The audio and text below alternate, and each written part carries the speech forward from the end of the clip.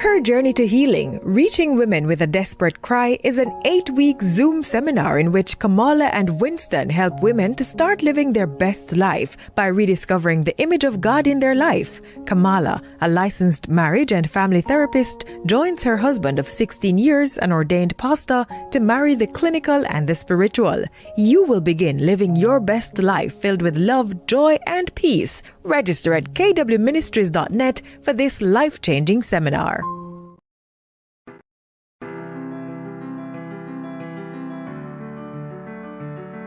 The thing about that too, the mistake that I make often is try to love Kamala the way I want to be loved. Now, you know that's not love. That's me doing something to get something. Let me say it again.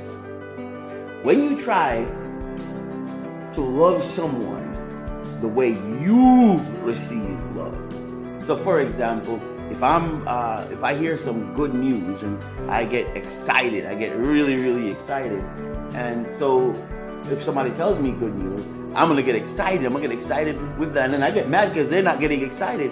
But that's really selfish. That's not reaching the person where they need to be met, but rather reaching the person where I need to be met in hopes of getting something in return.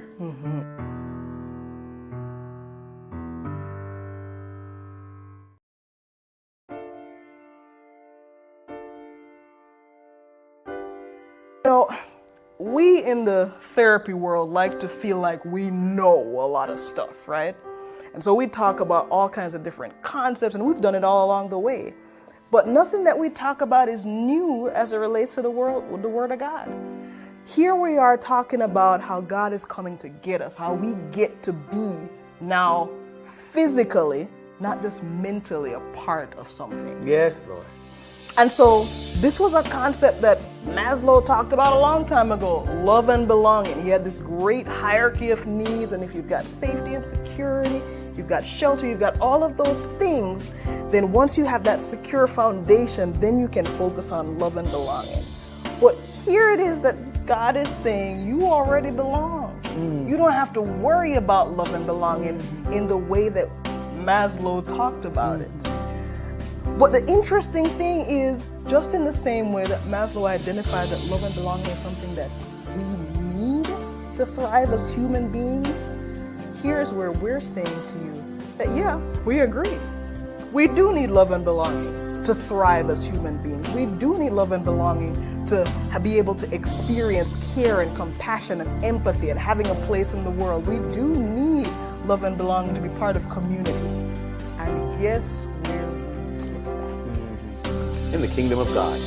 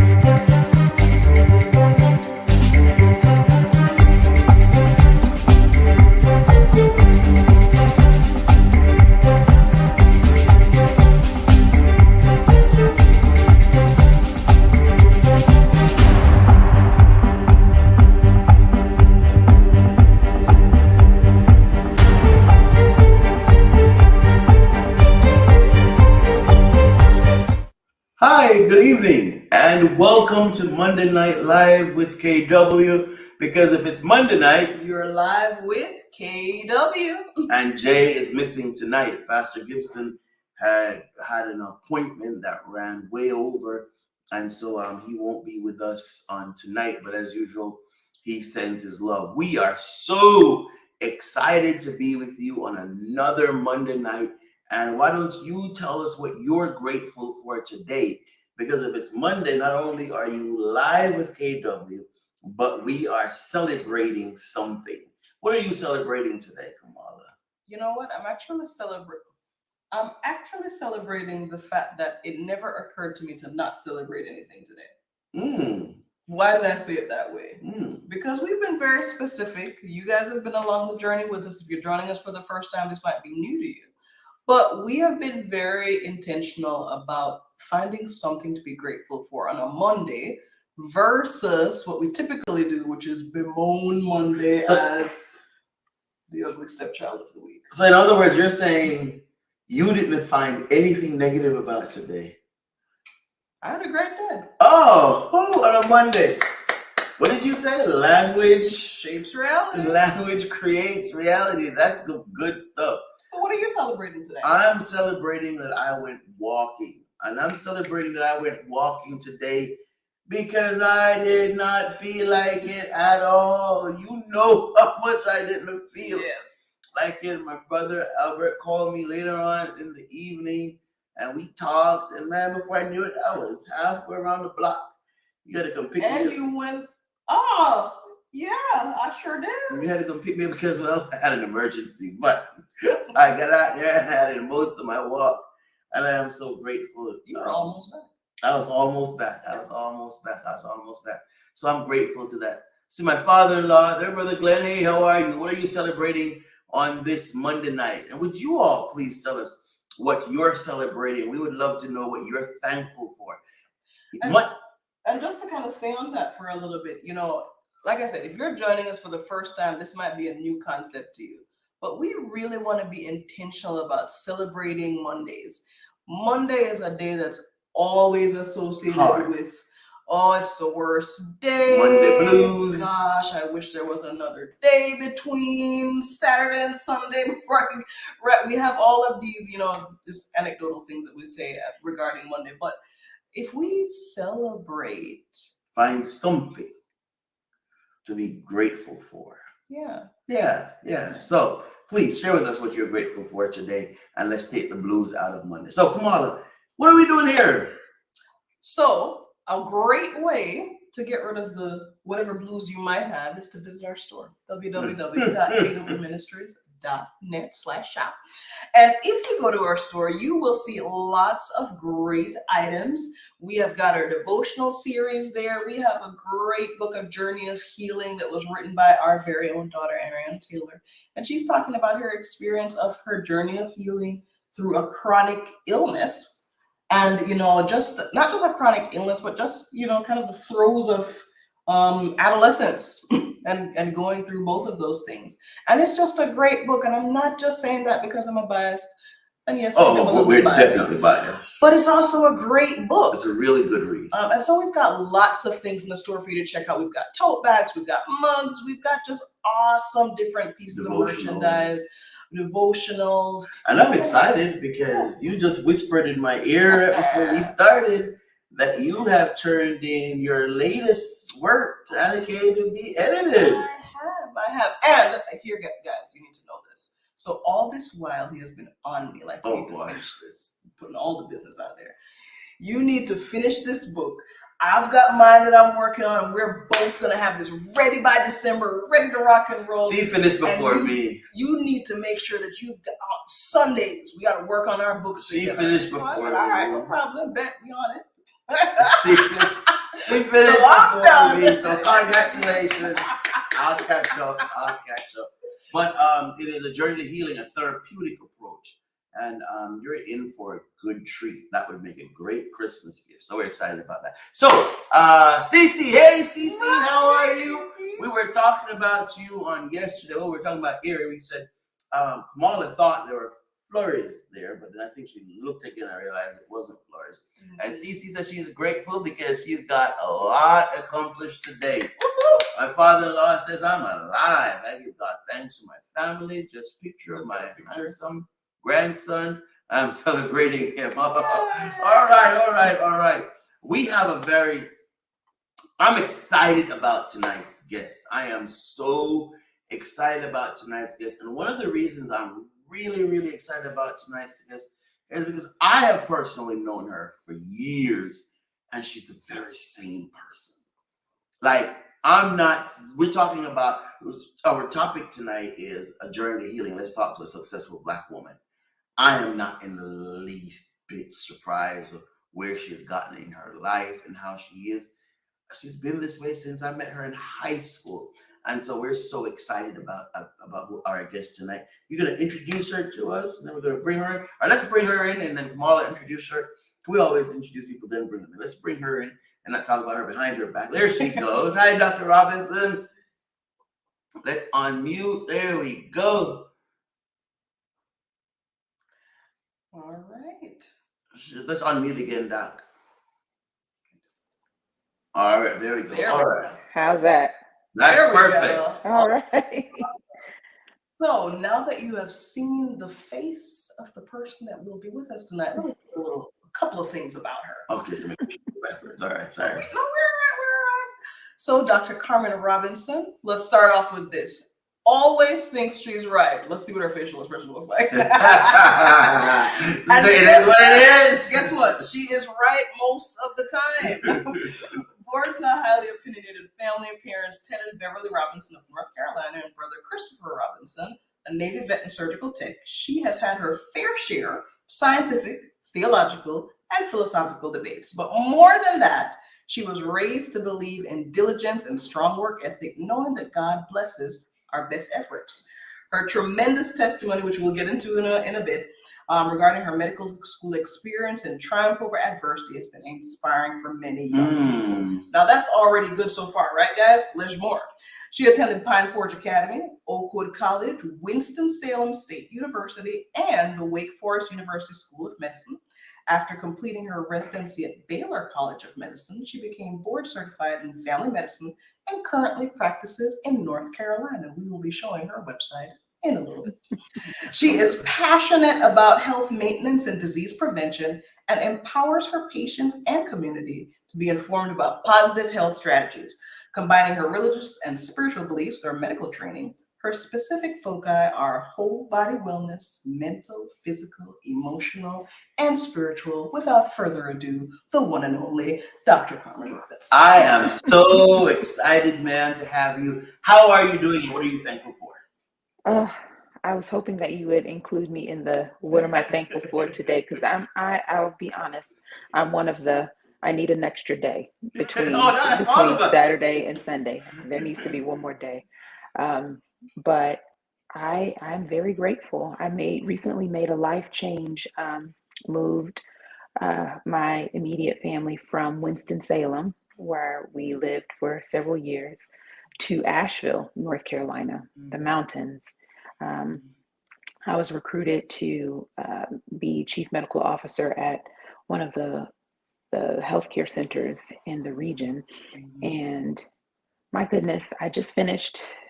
Today is day 1, week 2 of my orientation. Wow. Yeah. And it has just been so wonderful. The people that I get to work with, the patients and community that I get to serve. It's a new environment that we're getting used to, but the neighborhood is friendly. Our neighbors, there's so many children in the neighborhood, and I woke up this morning, it's fall, so the leaves are changing. My toddler, Carson, who's 3 going on, 30, is thriving, doing well. And I just, I give thanks to God. I live a blessed life. So yes, today I'm very thankful. I'm thankful every day, but I'm thankful. Well, we are celebrating you, ma'am. Congratulations, Doc. We're excited for you. And we know I know that community is going to be better because you're there. And I know that staff is going to be better because you're leading it. Congratulations, and we wish you all the very best and all of God's blessings. All of God's blessing. Sister Valentine says she was able to overcome something she'd been fearful of today. So yay, we're celebrating you, Sister Valentine. Awesome. We're so excited. Doc, I want to jump straight in it. All right, let's do it. My best friend and I were talking about you. And I think you know I was going to talk about my best friend at some point tonight. I just think you know that. We were talking about you at the when we last saw you at our school alumni thingamajiggy, right? And I said, and we were talking about you from high school. And Carl said to me, well, you know, she has an affirming dad, an affirming parents. And it's like a light bulb went off in my head. I was like, that makes so much sense. Mm-hmm. How crucial is it for young girls, and our whole thing tonight is we're talking to a successful Black woman. And I'm going to ask you to define success in a second, but I want to start here. And I want to start here. How important is it for young girls to be affirmed by their dads? Talk to us. It can be the thing that makes or break. It can be the thing that marks whether someone is going to live and walk in their purpose or continuously have regrets and wonder what could have been. And I'm so grateful that my parents, you know, we weren't raised wealthy. You know, we were modest, middle class family. But one thing, and it was read in my bio, my parents, you know, never said when you grow up you need to be, you know, a lawyer or a teacher or, you know, a doctor.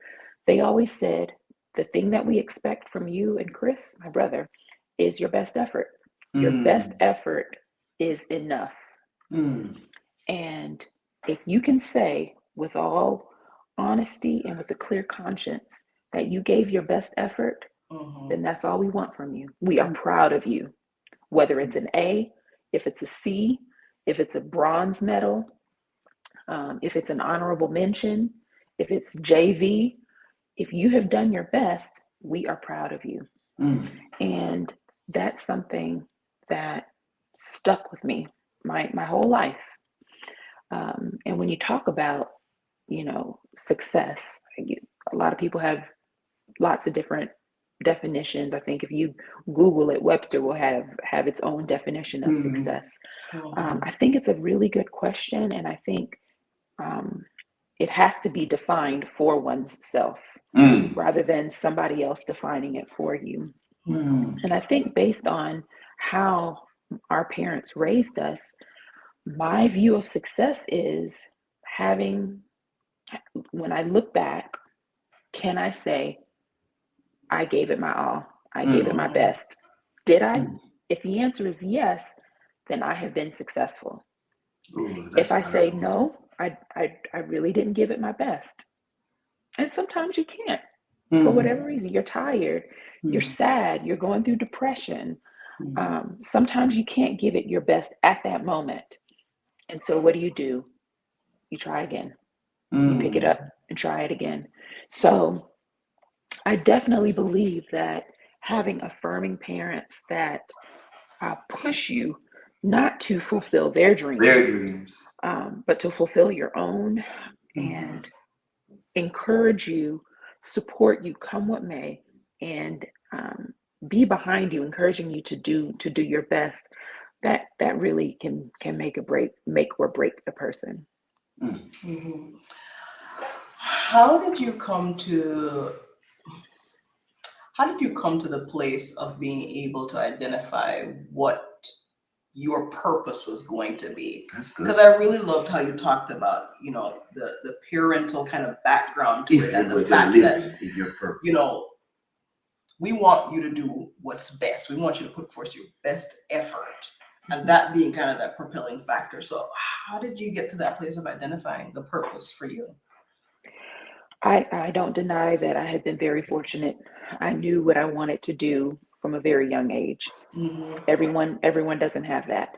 So I think in that regard, I had it sort of easy. Being a doctor is the only thing I have ever wanted to do. And I have family members who have gone into the medical field, and so I had opportunity Models. to see.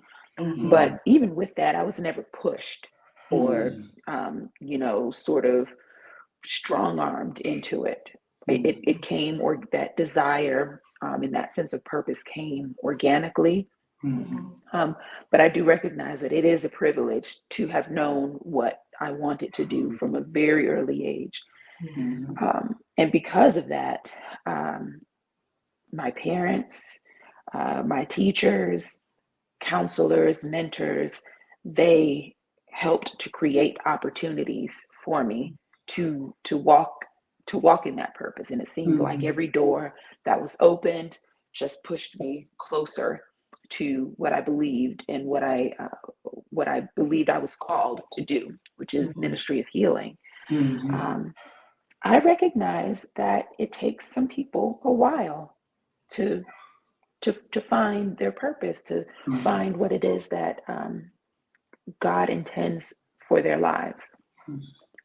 And it doesn't have to be one thing. It could be, for this season, you're called for this purpose. For this season, you're called to something else. I think in my older, I turned 40 this year, so older.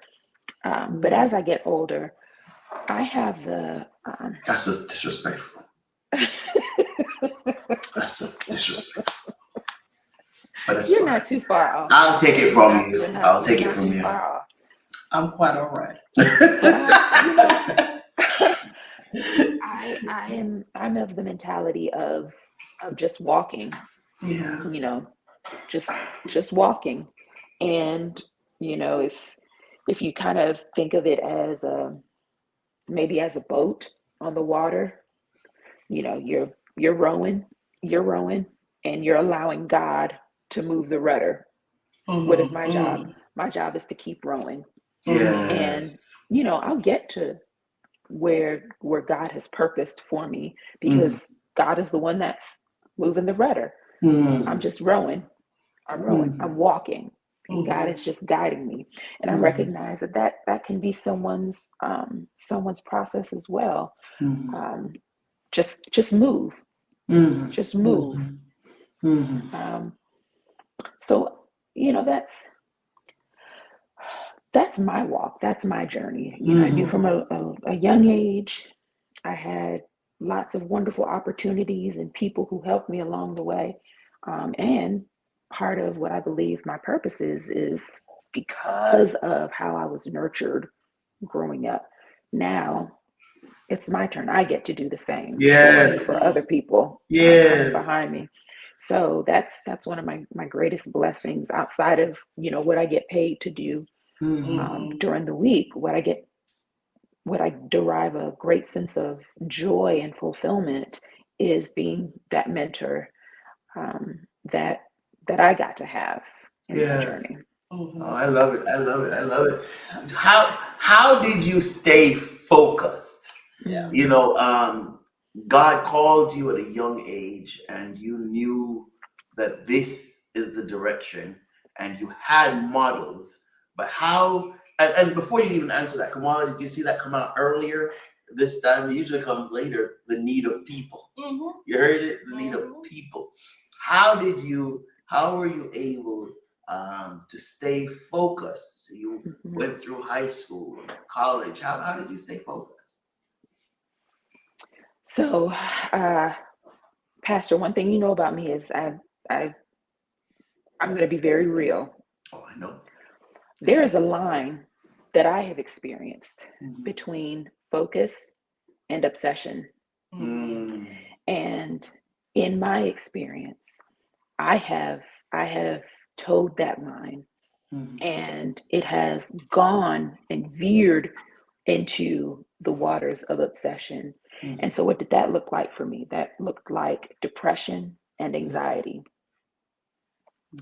So what I had to learn was, yes, it's necessary, not just good, it's necessary to see the goal in mind. And, I talked about walking, that walking towards your goal. But understanding that life happens, and part of a healthy life, healthy body, healthy mind, healthy spirit, healthy relationship with the Lord is allowing yourself to be flexible and to not get so worked up when there are obstacles or detours or alternate paths. It's still going towards the goal. It may not look exactly the way you imagined it or envisioned it, but if you believe that this is what God is calling you to do, and all of the doors previously have been opening and showing you and pointing you towards this goal, then there's no reason to believe that the obstacles and the alternate paths somehow mean that God has said, okay, now you're on your own. You take it from here. And so that was a struggle for me. That was a struggle for me in medical school. I had debilitating depression and anxiety, such that I actually took a medical leave of absence. I didn't recognize it in myself. I thought that it was, I thought that somehow I was not deserving, like my classmates, of being there. You've heard of imposter syndrome. I was test patient number one. I thought that I wasn't smart enough. Okay, so you're experiencing these symptoms. It means that you're not studying hard enough. It means that you need to cut off your friends because you don't need friends right now. You need to study harder. Okay, it means you need to stop, spending as much time with your family and the people who keep you centered because you don't have time for that. You need to study more and more. Not realizing that that was exactly the opposite of what I needed to do. And so it wasn't until I got my diagnosis, received the appropriate treatment, that I was able to see clearly, okay, you're still moving towards your goal. God was not lying. You did not misunderstand him. This is, you are correct. We just have some detours. We just have some obstacles. It makes you stronger. I felt it's an isolating experience. And so the victory, part of the victory lap, as it were, it's part of that victory lap is getting some other people who are experiencing that and maybe feeling isolated, letting them know, no, you're not the only one. No, you're not crazy. No, you're not stupid. You can do this. I did it. So why not you? So focus with flexibility, with balance, with healthy lifestyle that keeps you centered, things that help to support your focus and not take away from it. So there's somebody listening who is in that place of anxiety, depression.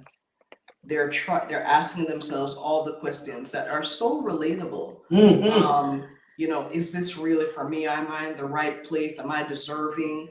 I think those are such relatable questions. So there's somebody listening who's in that space right now, and they're hearing you say that I was in that space and I was able to shift into a more flexible mindset. What do you want to say to that person who's in that space right now? And they don't know what that potentially could look like. And that by itself is scary. Yeah. I think the most important thing, and I'm saying this because this was the thing that I needed when I was at my lowest point, was to know that I was not alone.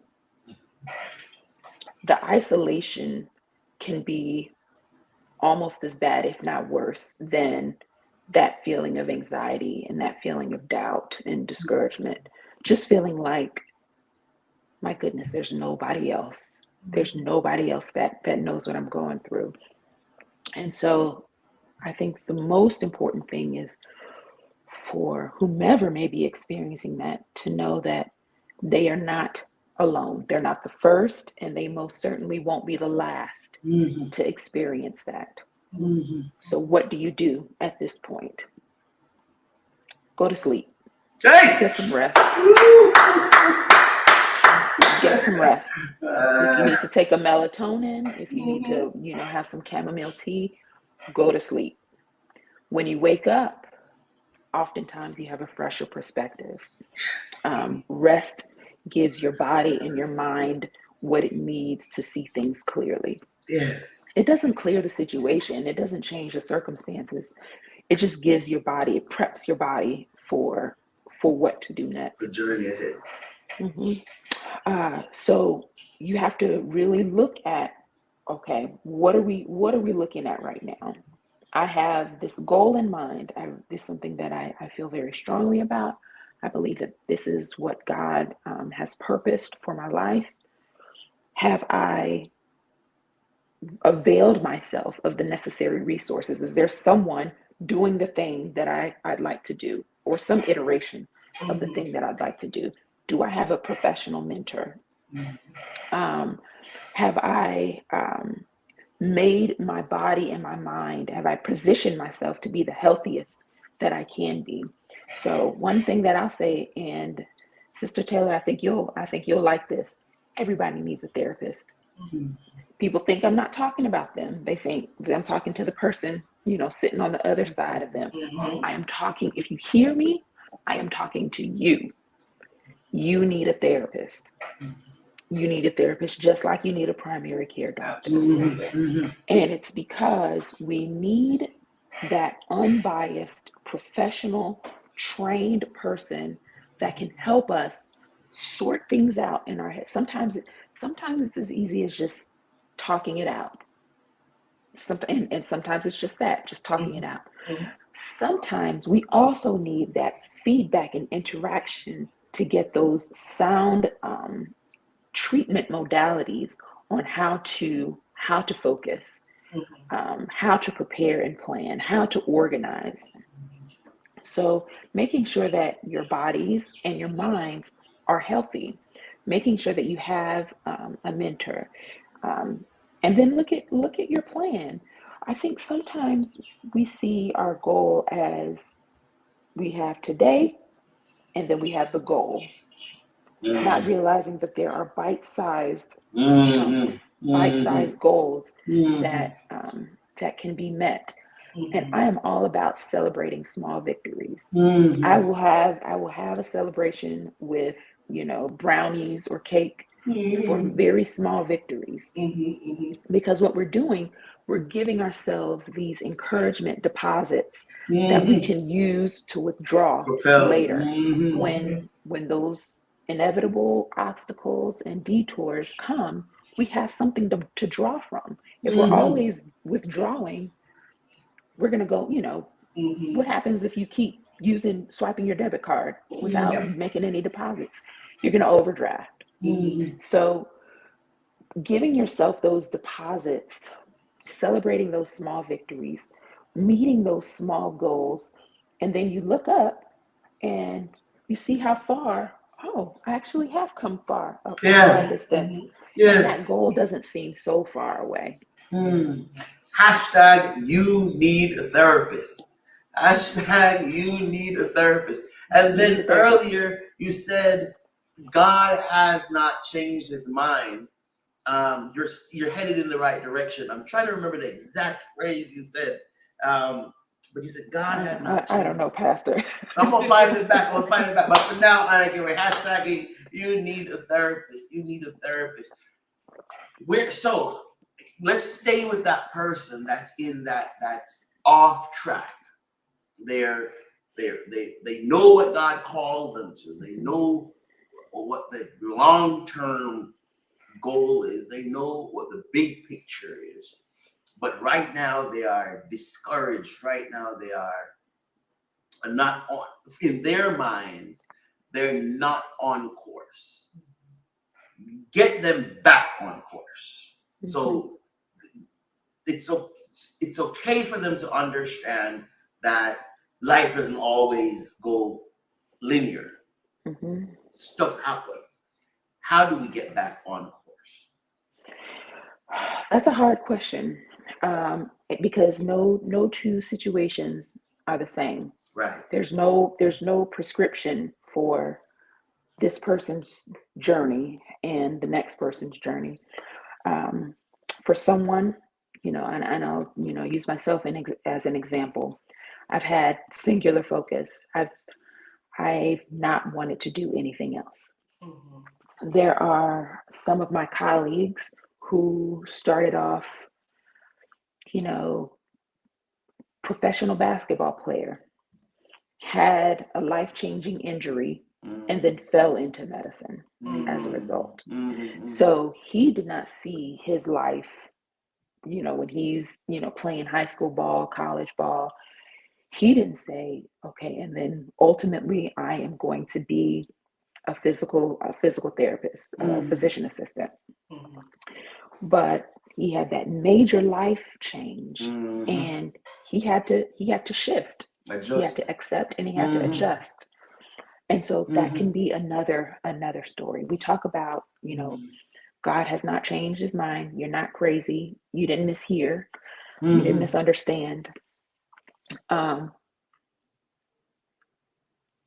that example of that person, from the outside looking in, it looked like God intended for, his purpose to be in professional sports. He was a mentor for, some of the kids that he had grown up with, and he did a lot of good in that role. So did he misunderstand God? No, I believe that for that season, that is what God intended. So what do? You keep walking. You take your time. You grieve the plan that you thought you had for yourself. You take your time, go to sleep, get some rest, wake up, and then think about, okay, what do I do now? How does God fulfill his purpose in my life now?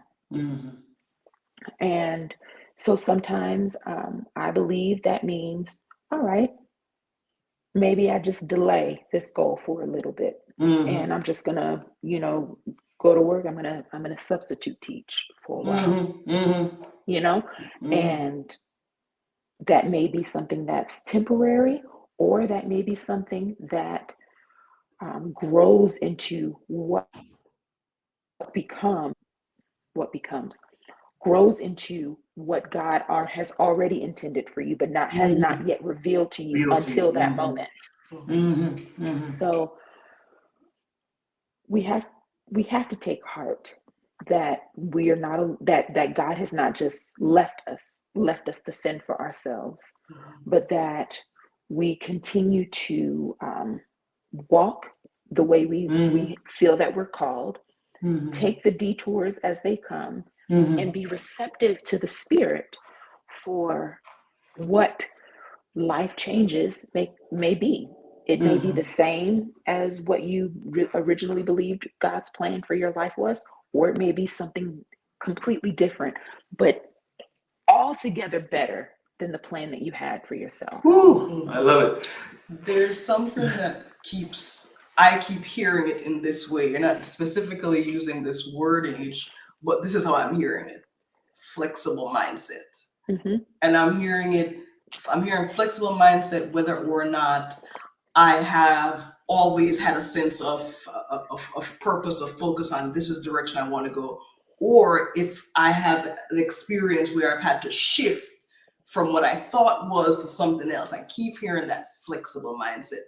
So what I'm curious about for you, because what you mentioned was that you went through a period of questioning yourself, even though you knew where you ultimately wanted to be, and you took that leave and you did some work, spent some time with yourself, got some rest. I'm hearing all those things. I love that. Go to sleep. Hashtag go to sleep. Right? And so I'm curious about, what did you notice as different from the time period when you took that pause and then returned?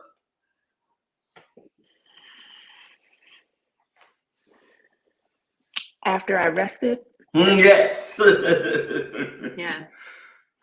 So it could have gone a couple of ways. When I was at the point of my medical leave of absence, I was actually dismissed from medical school.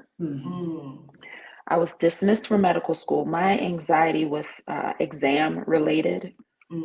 So I would see a computer screen. Our tests were all computer based. I would get to the computer screen and the computer would go blank. And so it got to a point where I was just clicking buttons. So what does that mean? Failing tests. You could not outperform me when we were on the wards, when we were in direct patient care. But when it came to standardized tests, it was a wash. So I had gotten on academic probation, and eventually I was dismissed from medical school. I don't have any problems sharing this story. I have no, God has removed all that I carried for a long time. I carried shame and guilt and doubt. I don't have any of that now. So you feel free to ask me any question. I'll tell everybody. I was dismissed from medical school. And I remember meeting with my my mentor, who at the time was one of the associate deans, a black lady. And she took me into her office. By this time, I was already dismissed. And she had a stack of papers with her. And her plan for that meeting was, now what can you do? You can apply for physician assistant programs. You can decide to go into education. Maybe you want to take some credits and go into nursing, and maybe, from there go into nurse practitioner. I said, let me stop you right there. I hear you. I so hear you. I'm grieving right now. And this is, it comes out a lot more eloquently today than it did then. Of course. But the long and short of it was, I'm grieving right now. I'm a mess right now. And I don't know a whole lot of what's next. What? Except I am meant to be a physician. Come on, Doc. That's the end of the sentence. Come on, Doc. Someone else in that situation could very well have felt in their spirit that God was calling for a change in what that person believed their life plan was. And I'll never, ever criticize or ridicule that. But it was very clear to me. I didn't understand why I was going through what I was going through. I had no answers when someone would say, well, you're dismissed. No other medical school is going to accept you at this point. You can't start over to become a physician anywhere. A dismissal is a black mark. Even with all of that, I was very clear. However it's going to happen, I'm meant to be a physician. So I'm going to let God work out the details. Yes, I'm going to go home and cry and grieve and just, get through the day. So she was the associate dean. The dean of the school met with me a few days later. I told him my story, told him, I've always been candid about my spirituality. I'm not ashamed of it. I respect other belief systems. Of course. But I shared with him my story. Do you know this man, Bill Applegate? He reversed the dismissal. Yes, Lord. He said, Carmen, you are the type of person, I'll never forget. Carmen, you are the type of person that we want to say graduated from Wake Forest. He overturned the dismissal. He had the power to do that. Yeah. I was reinstated within 1 week and, completed my rotations, got the help that I needed for the problem, which was exam anxiety. I got the treatment that I needed to combat that. Graduated at the top of my class, got into a top residency program, became faculty in my residency program after I graduated, and now chief medical officer for a regional health system. Wait. I was meant to be a physician. Period. Wait. Let's back up some. I love it. I do. Let's back up some. Oh man, thank you, Jesus. Worship you, God. Thank you, God. Let's go back for a quick second, and I want for you to talk to the person now that's dealing with shame, that's dealing with, because when you heard that, you thought about, and what her parents never said you had to be X. Do your best. What they said was, Best effort. did you do your best? So Mhm. I can imagine then you didn't even have an issue with having this conversation with them. So let me tell you what the lie of depression and anxiety will do. Depression and anxiety, which is a disease, part of that disease process, and Sister Taylor, you know this well, part of this disease process tells your brain what your reality is. And so what depression and anxiety did to me was it told me I am responsible for making my family proud by becoming a physician. And with these setbacks, I have caused shame and dishonor on my family. All this came out in therapy. I had no idea that I had created within myself this savior complex. My family didn't need to be saved. They just wanted to be there for me. They just wanted to support me, and I could not allow that because of the lie of depression and anxiety. Added on to that was the shame that I wore like a cloak of watching my friends progress in the program, the people that I had started with progress. And again, they never, looked down or talked down or excluded me. This was something I put on myself.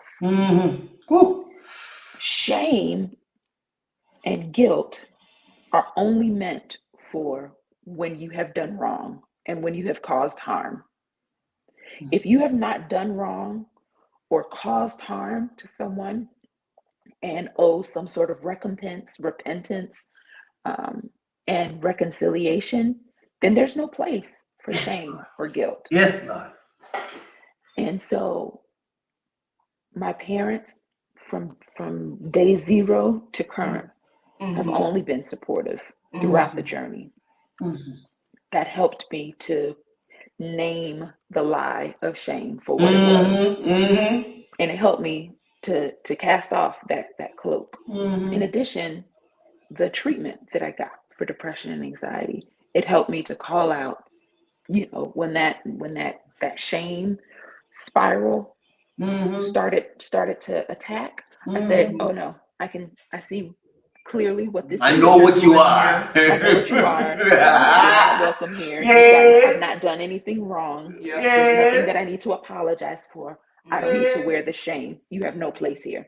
So I think we can do a better job of calling out shame and guilt and experiencing freedom from that. Talk to us about freedom, what that feels like, what that, for somebody who is not experiencing, for somebody who is living in the lie of, I need to be X, and not even for X, or whatever reason we live in those lies. Talk to us. What does freedom feel like? What is freedom? Yo, it is there. It's there. It is on the other side. You can't see it because the mountain is blocking out the sun. Yeah. But it is there. Yes. It is there. And once you experience it, You have no time or space for living with that shackle of shame and guilt. Mm-hmm. You just got to get there. Mm-hmm. You just got to get there. I can't give you freedom. I can't experience the freedom for you. For you. Mm-hmm. Mm-hmm. You have to get it yourself. Mm-hmm. And sometimes that first step, usually that first step is the hardest. It is. And I'll be very honest. In the Black church, we do ourselves a disservice to take mental health for granted. Yes, we do. We wear shame as a badge of honor. Oh, we love it. We're like the, what do you call it, self-flagellating? Yes. We love it. Yes. We love being martyrs. Yes. It's freedom. God did not call, God did not call, what did he say? Prosper and be in good health. Yes. There's nowhere in that passage that says he wants us to live, in shame and self-berating and not know the joy that he has for us. That life with the prospering and being in good health, it comes with its obstacles, of course. Life will life. Yeah. But there is a freedom that comes with living without shame and guilt. So what do? We have to take that first step. We already made it to a hashtag. You need a therapist. You need somebody that can see you, see that covering, and penetrate it and call you out on it. That doesn't happen often in the first session, or maybe even the third session, or maybe the first therapist or the second therapist. You have to be with someone that you trust. There has to be a trust relationship there, so that you can allow yourself to be open and trust your provider to help you shed those garments of shame and no freedom. Depression and anxiety is a chronic disease. So it's not like, an ear infection, you take antibiotics and now it's gone. It's something that has to be continually checked in on so that it does not become a monster and consume your life. One of the things that you said that, I think is so powerful and something practical for people to keep in mind is that depression and anxiety will tell you stuff. Shame will tell you stories upon stories about who you are and what you can do and what role the people in your lives have. And to be able to recognize those stories for what they are. Stories, fables, Aesop's fables, if you will, right? Right, exactly. Recognize that these are not true stories is so powerful. Because, we laughed about it earlier, language shapes reality, right? The stories we tell ourselves completely will have us wrapped up in a reality that's of our own self-making. And not a reality that is true reality. So I love that you said that because so many people listening are in that spot, right? Of second guessing themselves, not being able to get to that place of experiencing freedom, of being able to live in that purpose that they so clearly could see before those stories started getting told. So I love that you shared that. And that's kind of what, these conversations are about. It's for us to be able to have these real conversations in our lives and the experiences of that. I love it. I would add also, you said it so eloquent. This is what you do every day. So you said it much more eloquently than I could. And I would add, not just the stories that we tell ourselves, but the people around you are speaking. Yes. And I I have been blessed, y'all. I have been blessed. Pastor, you know this, coming from Pine Forge, transitioning to college and then grad school. And even now, the people that I surround myself with, Yeah. they don't allow me to Yes. lie to myself. Yeah. They are once I disclosed the depression and anxiety that they probably suspected, but I wouldn't let them close enough in. But once they knew that, they were protection for me. Yes. So you have to find protective people, because sometimes it's not just the stories we tell ourselves, it's the stories that the people around us, it's the stories we're being told. So, but that talk to us then of how the process, and I mean, again, here you are blessed again. You know, we're blessed with, you know, and there's a resident hater in the room. Just so I just want for that, you know, listen. There's no shame. I don't want any Like, part. No. listen, there's a resident hater. Everybody has their tribe. I have a flexible. I'm listening to Dr. Robinson tonight. I got a flexible mindset. I love it. But there you go. You were blessed with the army of Pine Forge, great parents, and you know, Dean, God surrounded you with the right people. But would you just talk to us, those of us who are listening, about choosing our friends wisely? Because and you said it in the end of what you just said. You know, you have to tell people have to be around that's going to tell you the truth.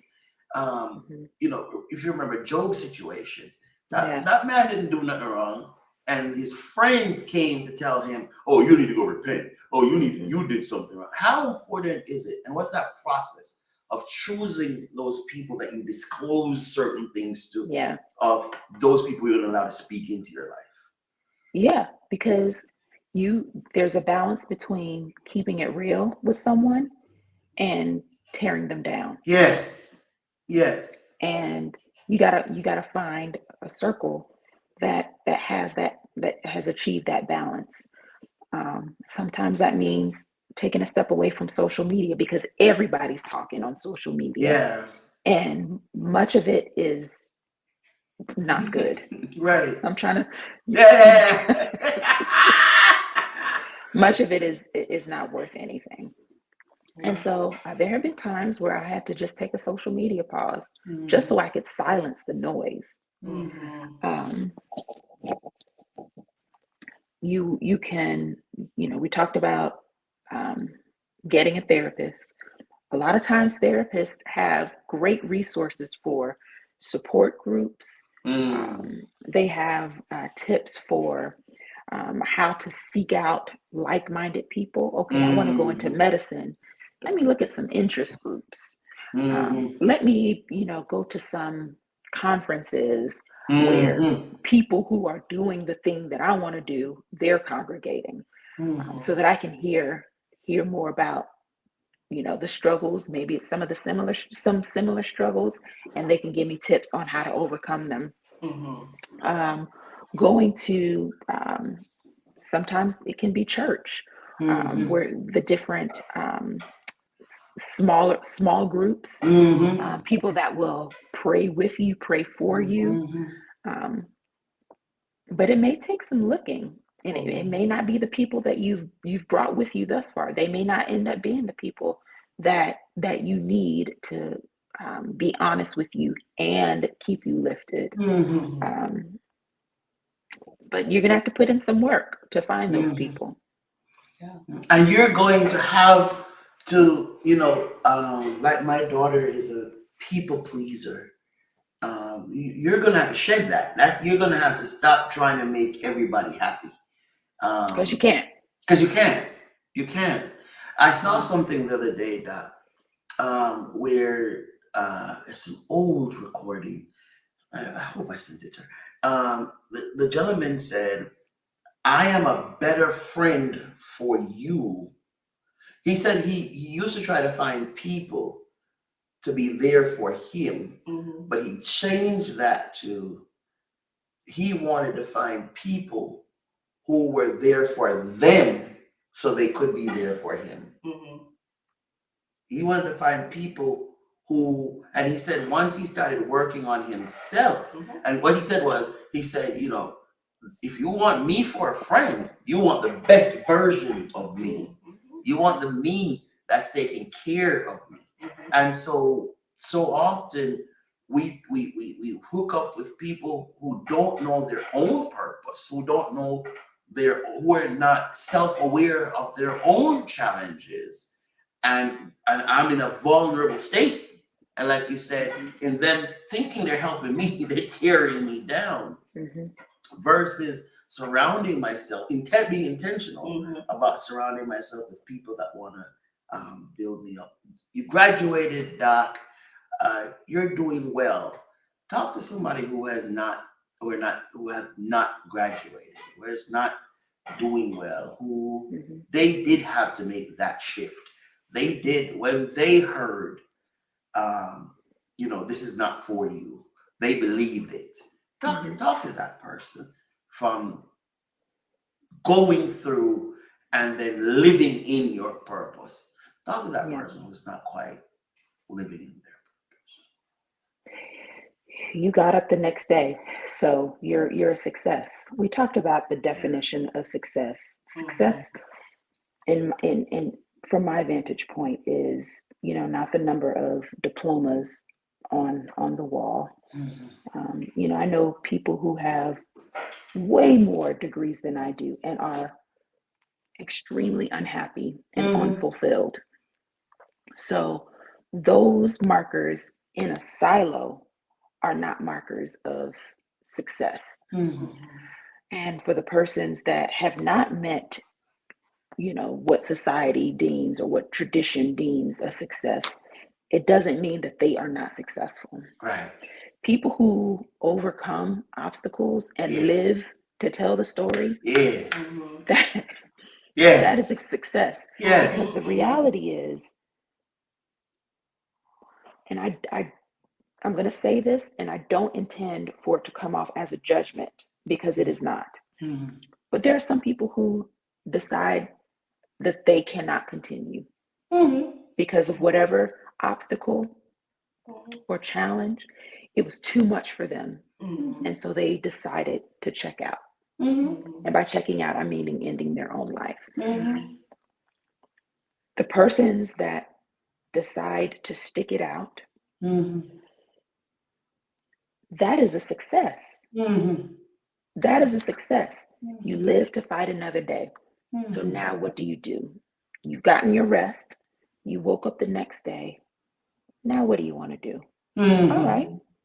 Okay. So this dream doesn't seem like it's going the way you thought that it did. You're grieving the death of that dream. Take time to grieve. And now what are we going to do? And that's where your circle really, really helps. They help you, all right, help you wipe your tears, lift your chin, hold your shoulders, hold your back up straight. What do we do now? So I can't really call it beyond that, Pastor. Hashtag, what do we do now? What do we do now? Yes. You know what I like about that? Yeah, you crying too? It's just solid stuff, man. But you got the therapist crying too. There's this guy I've been following, my yoga instructor. Yes. And it's on this app-based thing that I do. But one of the things that he says, it just resonates with me, what you said, because what he says is, the minute you unroll your mat, you're already a success. You here? You did it. Because me, I'm still in my bed. But to what you said though, I opened my eyes. Here's another opportunity. What will I do with it? And even if I don't meet all the goals, back to your flexible mindset, right? Even if I don't meet all the goals I had set up for me today, there were some stuff that I did do. But if I still have an opportunity. That's right. To do the things that I didn't get to another day. Maybe it didn't work out the way I planned, but it doesn't mean that it can't work out. All right, so Cece, you won. Hi, Christine. Christine, if you just coming in, you need to rewind and go watch this, okay? This is good. Cece, you won our prize for tonight. Cece, I'm just gonna put up how to that thing. Before we go, Doc, it's 10 o'clock. We have to go. First question is, will you come back? Sure. Okay, great.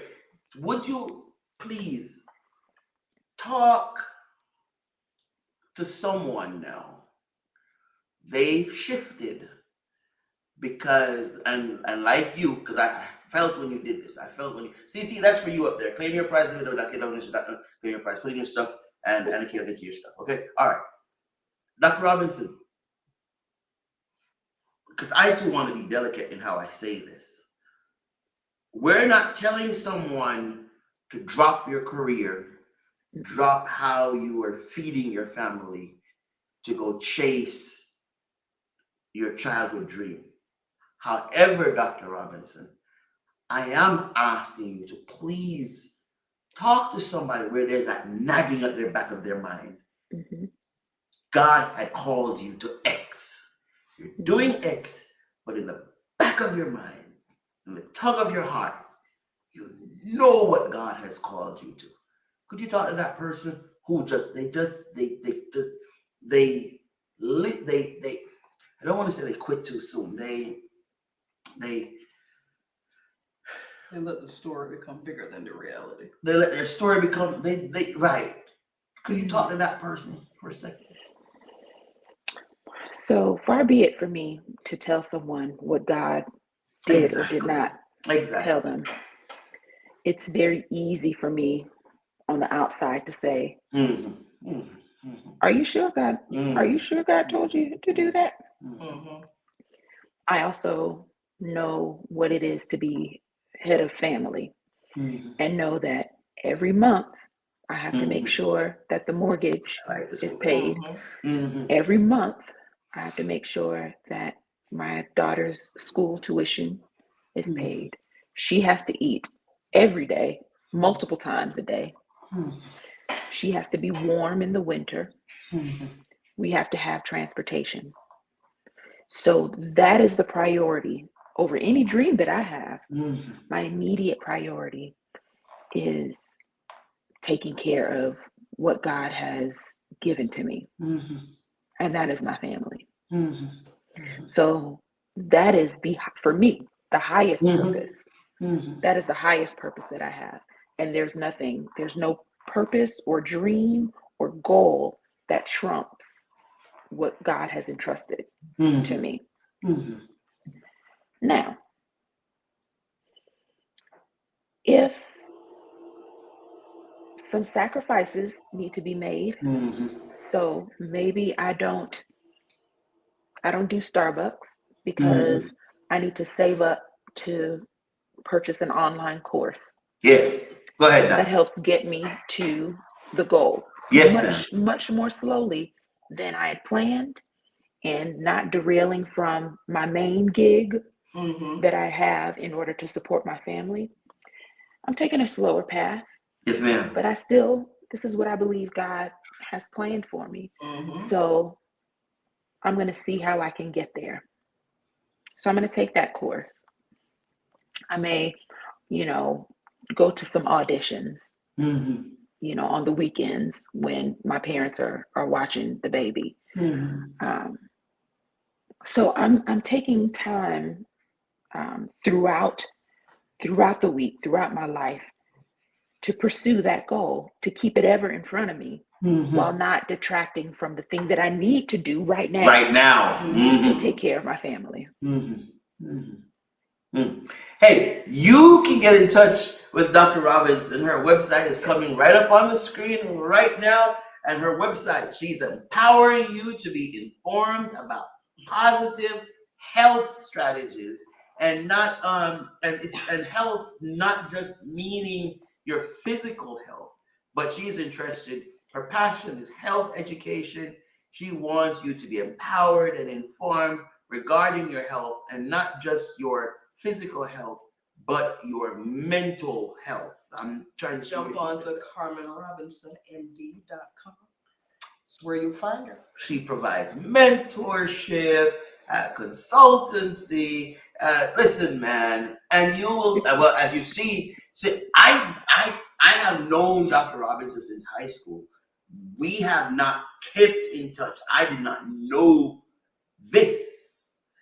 I knew this was going to be a great interview. I didn't know it was going to be a powerful interview.